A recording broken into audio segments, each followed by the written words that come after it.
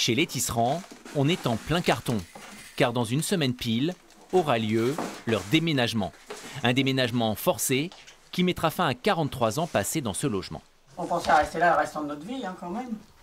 Mais leur immeuble est dans un tel état d'insalubrité qu'ils ne pouvaient plus rester ici. Le couple a reçu une offre de rachat de 37 000 € pour leur F4 et la mairie leur a proposé un autre logement dans le même quartier. Dans cette histoire, René et Nicole s'en sortent plutôt bien. Là, on payait, en gros, on payait 800 € de charges tous les trimestres. Et là, j'aurai 460 € de loyer tous les mois. Bon, il y a le foncier qui va disparaître et tout ça. L'un dans l'autre. Ce qu'il y a, c'est qu'on a une pièce de moins aussi là-bas. Ici, j'avais 3 chambres, là-bas, j'en ai plus que 2.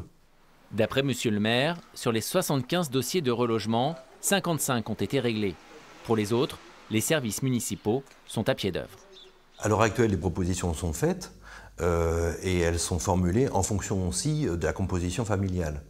Il peut y avoir un peu ici ou là, de la part des personnes, une réception un peu négative de la proposition, mais on retravaille avec elles pour aboutir à quelque chose dans le temps qui nous est imparti, c'est-à-dire dans l'urgence, mais le plus vite possible. Il y a urgence, certes, mais certains ne veulent pas y laisser des plumes. Pour cette dame, propriétaire elle aussi d'un appartement, l'évacuation de l'immeuble est synonyme d'une grosse perte d'argent. Je l'ai acheté à 65 000. Là, il me propose 23 000. C'est le prix du marché. Il me reste encore 8 ans à payer. 8 ans de crédit à payer. Depuis plusieurs mois, Fatma Ferrati n'a pas réussi à obtenir le moindre rendez-vous en mairie. Quant aux locataires, ils ont encore une quinzaine de jours pour quitter les lieux.